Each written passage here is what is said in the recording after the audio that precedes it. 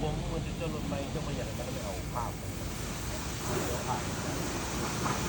ผมนั้นว่าไงจะทำไมมันจะไม่บอกสะอาดเลย มาเบิ่งอายเราสิบเอ็ดน้องธรรมศาสตร์ ธรรมดามันเป็นเพื่อนผ้าหนังพันเลยมันแล้วนะจะไปผมมา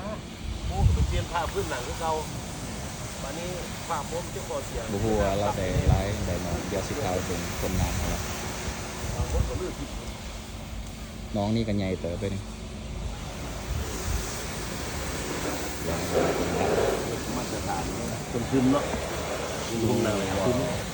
คนพื้น จะไปสิ้นเคยได้อยู่ว่าจะไปสิ้นเปลี่ยน บ่ ไปตลอดมาได้ยักเถื่อเลย โมเมนต์มืออาชีพเลยมือสมัครเลย ยังสุดรับเพื่อนใจเรา มันเป็นคิดฟ้าแล้วมันคิดมาเก่ง เออ มาเก่งนี่คนเลย ถือว่าเราได้อยู่ เชื่อเลย